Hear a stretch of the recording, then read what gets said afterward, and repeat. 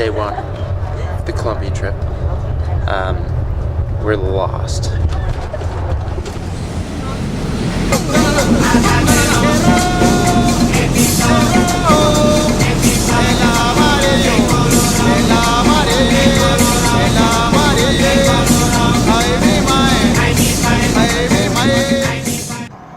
Cartagena is a city on the northern coast of Colombia. With a metropolitan population of 1.2 million people, it is the fifth largest urban area in all of Colombia, and the center of economic activity in the Caribbean region, as well as a popular tourist destination. In 1984, Cartagena's walled city was declared a World UNESCO Heritage Site.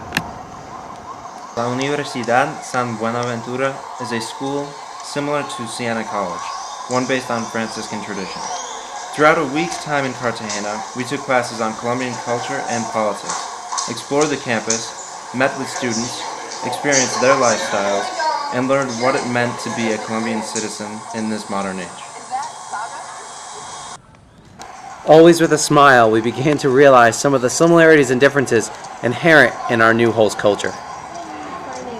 Communication, and we don't speak any Spanish. Well, sign language is working out the best. And very broken Spanish. Yeah. Just try to be polite. How do you feel St. Bonaventure compares to Siena? I think it's similar. I mean, we don't have agricultural studies, but the buildings are even similar. Like they have hallways like Roger Bacon.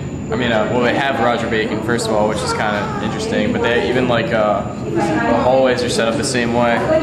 It's small. It's a lot warmer than Siena, and they have wildlife. And we don't have chessboards. What about their values? How do their values match up to Siena's values? It's good. It's pretty similar too. They incorporate religion and human well-being. So it's pretty good. They have the same mission statement. Yeah, same mission. Their mission statement.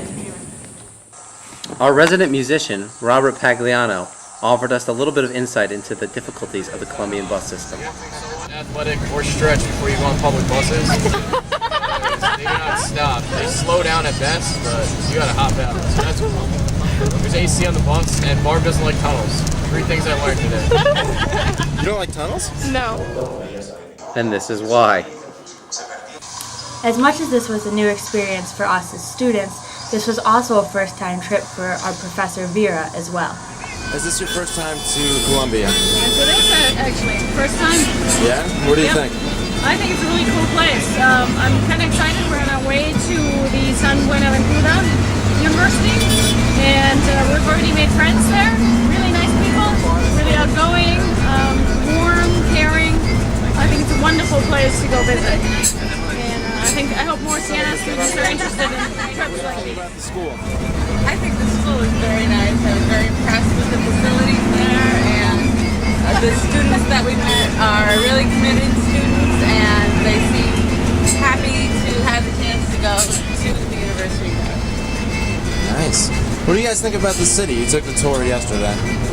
Well, it was a very comprehensive tour. Jennifer warned us about that, and I didn't know what she meant by comprehensive, but apparently that means you go on a 3.5-hour tour. Sure, but it was a little long. I think next time I'd be prepared to tell everybody how long it would be, and then we'd be all ready to go. So it was fun though. We had a good time. The tunneling experience was a little claustrophobic, but otherwise it was great. Great view of the city too, huh? Yeah. Alright. Lauren LeVere gave us some great insight into the similarities and differences she saw in her time in Colombia as compared to her study abroad experience in South Africa. You traveled to South America, right? No. That started off a little weird, huh? South Africa. Wait, what did I say? South America. You did travel because you're in South America right now. Yes, I did. But anyways. Recently. Right So, cut. Oops. So, you studied abroad to South Africa, right? Yes.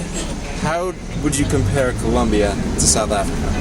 I would say they're very similar so far, except for the fact, like the city that we're in, I think because Cartagena is a very touristy city, they're able to hide a lot of their poverty and a lot of what makes them a developing nation.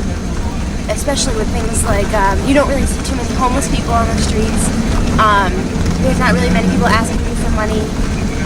The environment around housing is a lot nicer, except when we drive through to the college. Whereas in South Africa, I feel it was very, very apparent the difference, the gap between the rich and the poor. You could see the homes that were worth $4 million, like we saw in the old city. But if you drove 5 minutes down the road, you saw the shanty shacks. And I feel, for what we've seen, they hide it very well. Except if you look out the window, we start to drive through more impoverished places. But as Dr. Karis Kelly said, that on a scale of 1 to 10, these are more of a 2 rather than the 1, which are more further out.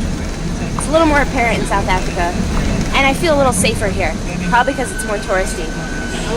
But both, I think, share a wealth of the same issues, such as like trying to find transformation and peace after a new constitution, trying to find a way to make their people unite. They both have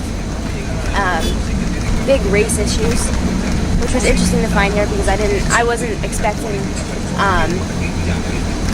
the separation of the races and like the way that we talked about how the Caribbean blacks were not even seen as human, didn't have souls, where the Indians, they said, had souls because they weren't willing to be enslaved. But these crazy buses remind me of South Africa because they have people coming outside and yelling and screaming at you to come get on the buses. And in South Africa we had those too, but they were smaller and creepier. So, but here we go, we could see the marketplace here, which would be more of a 2, I guess, Bjornsson. There we go, here's the marketplace coming up here. A lot of people. Very busy. And they're not selling, the thing is, you know it's more of a marketplace, is they're not selling touristy things, they're selling things people need, like shoes and clothes and fruit. So it's not a part of Cartagena that is distinctly touristy, it's a part of their everyday life. Hi, Christina. How do you feel about being in Colombia? I think it's a great experience. I love the weather. I think it's beautiful. And we're able to see a lot of historic, we're able to go to a lot of places and see the history behind Colombia because there is a lot of background information, and when you come here you're able to see that. And I would say that being Puerto Rican and being able to speak Spanish, I do feel a little more comfortable because I'm able to communicate with people a little easier. But overall, I would say that I'm having a great time. What do you think about the people and the culture? I think it's pretty fascinating. I think there's a lot of things to learn. But I would say what's great is how warm they are, and they're willing to. If you ask them like where something is, they're willing to answer and help you out. And I would say they're very nice people. Would you ever come here again? I would actually. I actually considered maybe studying abroad here if I could because I'm a sophomore, so I still have time to be able to study abroad. So definitely, and I would recommend it. Nice.